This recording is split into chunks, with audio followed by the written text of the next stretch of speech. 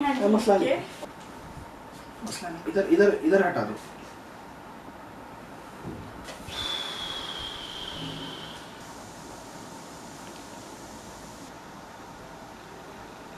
سب صحیح ہے. Battery frame set ہے ایک دم لے سکتے. چل رہا ہے ریکارڈ ہو رہا. ریڈی. السلام علیکم ورحمۃ اللہ وبرکاتہ.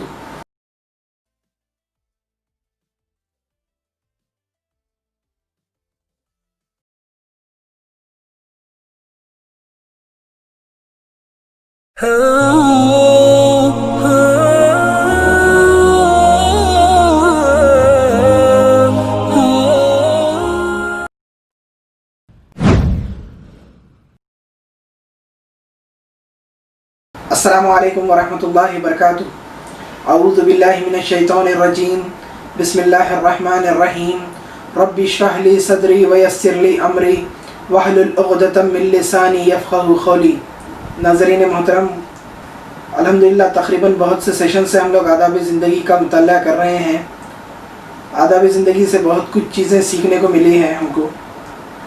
آداب زندگی جناب مولانا محمد یوسف اصلاحی صاحب کی لکھی ہوئی کتاب ہے، اور مولانا کی اس کتاب سے ہم لوگ کافی حد تک مستفید ہوئے ہیں.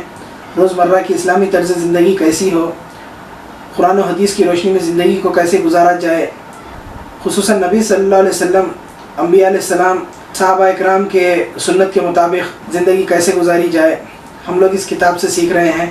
الحمدللہ ہمارا کافی حد تک مطالعہ ہوا ہے. باب اول کا مطالعہ کر رہے ہیں، اور باب اول میں سونے جاگنے کے آداب. الحمدللہ اب تک 7 پوائنٹس پہ ہم لوگ مطالعہ کر چکے ہیں، 7 پوائنٹ پہ نظر ڈال چکے ہیں، اور آگے انشاءاللہ دیکھیں گے کہ اس میں مولانا نے قرآن اور حدیث کی روشنی میں کیا بات بتائی ہے اور ہم کو کیا چیزیں سیکھنے کو ملتی ہیں انشاءاللہ. آداب زندگی میں پہلا باب سلیقہ اور تہذیب. اس کے اندر 10 مضامین ہیں، اور یہ 5واں مضمون ہے سونے جاگنے کے آداب. اب تک 7 پوائنٹس پہ ہم لوگ مطالعہ کر چکے ہیں، اور یہ 8ویں پوائنٹ پہ ہم لوگ نظر ڈال رہے ہیں.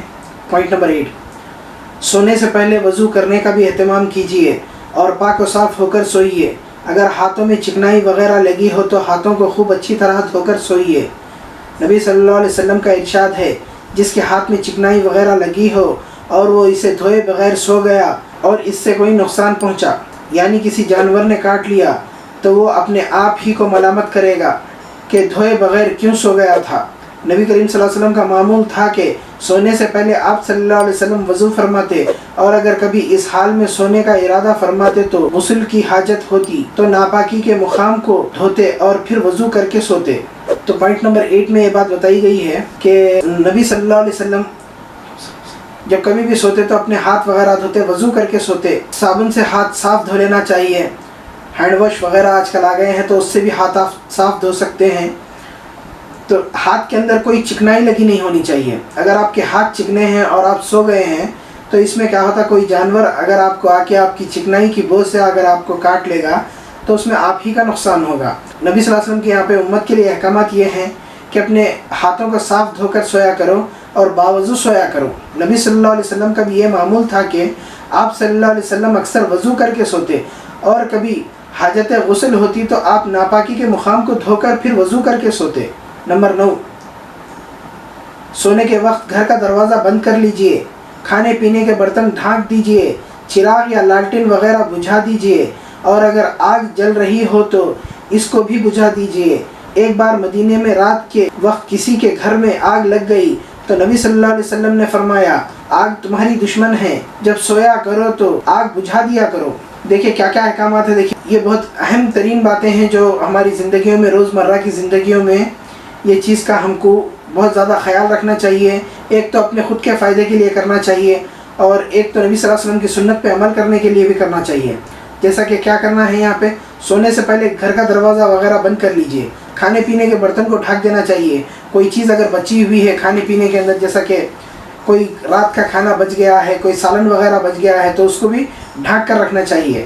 چراغ یا لالٹین مطلب روشنی دینے والی چیزیں، چراغ، لالٹین، لائٹ وغیرہ ہو تو اس کو بجھا دیجئے، مطلب بند کر دیجئے. اور اگر آگ جل رہی ہو تو وہ بھی بجھا کر سوئیے.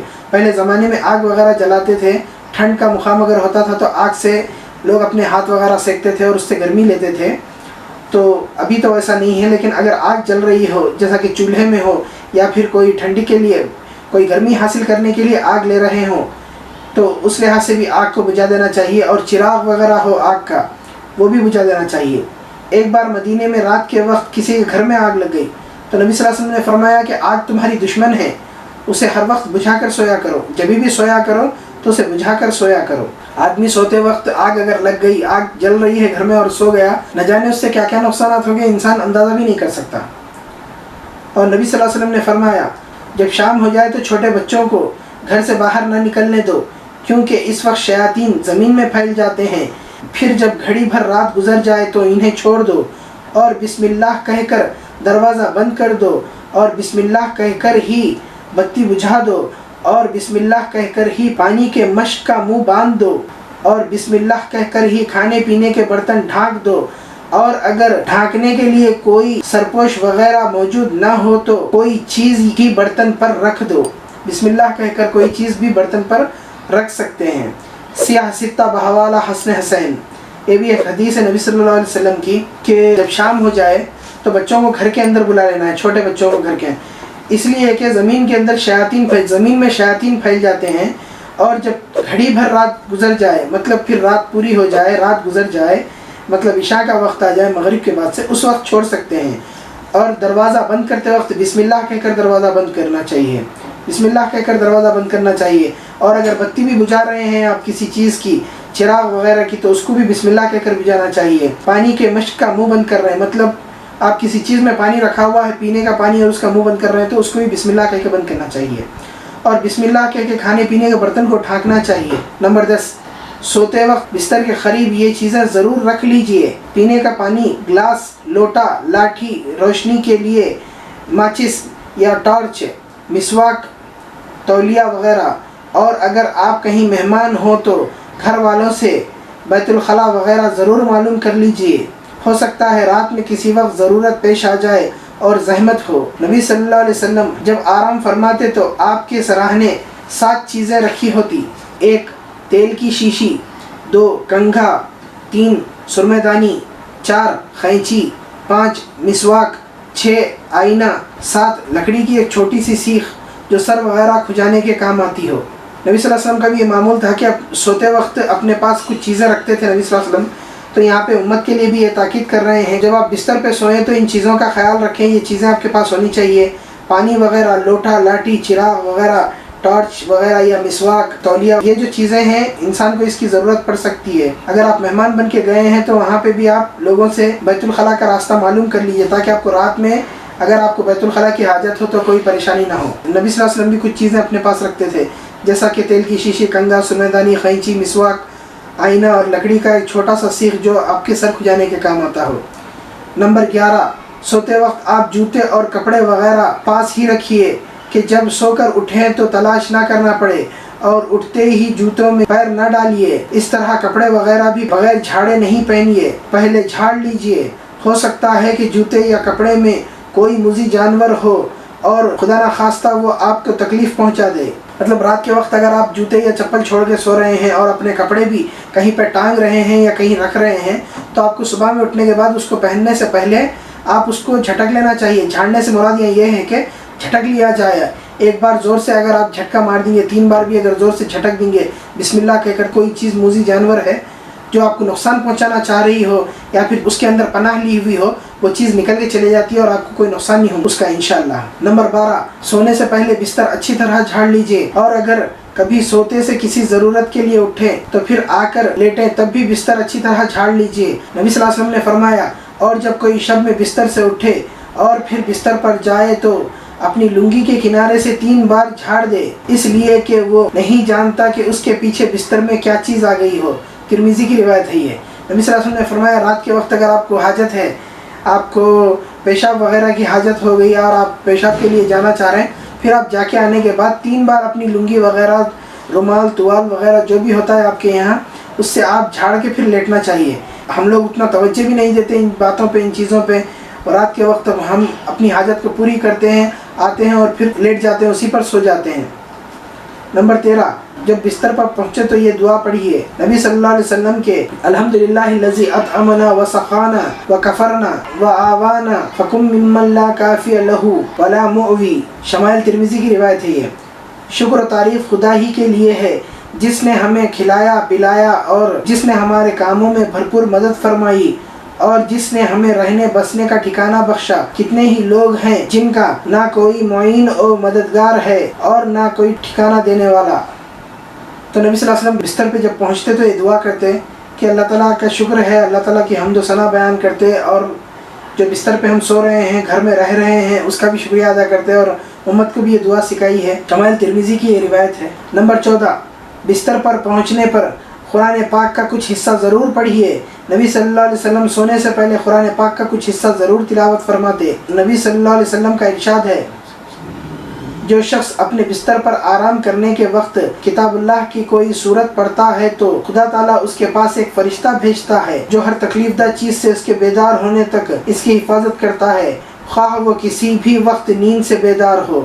احمد کی روایت ہے یہ۔ بستر پہ جانے کے بعد کوئی نہ کوئی ایک سورت پڑھنا چاہیے، قرآن کا ایک چھوٹا سا حصے کی تلاوت کرنی چاہیے اور آیت الکرسی وغیرہ پڑھنا چاہیے۔ سورہ بقرہ کی آخری دو آیتیں آمن الرسول وہ بھی پڑھنا چاہیے اور فلق اور ناس، سورہ فلق اور ناس موضوعتیں نہیں ہے، یہ بھی پڑھنا چاہیے، اس سے آپ کی حفاظت ہو جاتی۔ تو ہم کو یہ چیزوں کا خیال رکھنا ہے۔ اور آپ صلی اللہ علیہ وسلم نے فرمایا، جب آدمی سونے کے لیے اپنے بستر پر پہنچتا ہے تو اسی وقت ایک فرشتہ اور شیطان اس کے پاس آ پہنچتے ہیں۔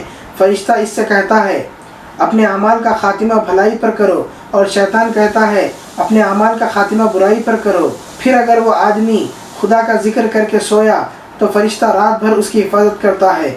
حضرت عائشہ رضی اللہ تعالیٰ عنہ کا بیان ہے کہ نبی صلی اللہ علیہ وسلم جب بستر پر تشریف لے جاتے، دونوں ہاتھ دعا مانگنے کے لیے ملاتے اور قل هو اللہ احد، قل اعوذ برب الفلق اور قل اعوذ برب الناس کی صورتیں تلاوت فرما کر ہاتھوں پر دم فرماتے اور پھر جہاں تک ہاتھ پہنچتا اسے اپنے جسم پر پھیر لیتے، سر، چہرہ اور جسم کے اگلے حصے سے شروع فرماتے اور 3 مرتبہ یہ عمل فرماتے۔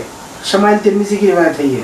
عائشہ رضی اللہ تعالیٰ عنہ فرماتی ہیں کہ نبی صلی اللہ علیہ وسلم جب بھی اپنے بستر پہ جاتے تو دونوں ہاتھ دعا مانگنے کی طرح ایسا رکھتے۔ اس میں کیا پڑھتے؟ دعا میں قل هو اللہ احد، سورہ اخلاص، سورہ فلق اور سورہ ناس پڑھتے اور اپنے ہاتھوں پر دم کرتے اور جہاں تک اپنے ہاتھ جا رہے ہوں، جہاں تک اپنے جسم کے حصے تک پہنچ رہے ہوں، شروعات کہاں سے کرتے؟ چہرے اور سامنے کے حصے جسم سے کرتے۔ اس کے بعد 3 بار یہ عمل فرماتے اور سو جاتے۔ نمبر 15، جب سونے کا ارادہ کرے تو دائیں ہاتھ اپنے دائیں رخسار کے نیچے رکھ کر دائیں کروٹ پر لیٹیے۔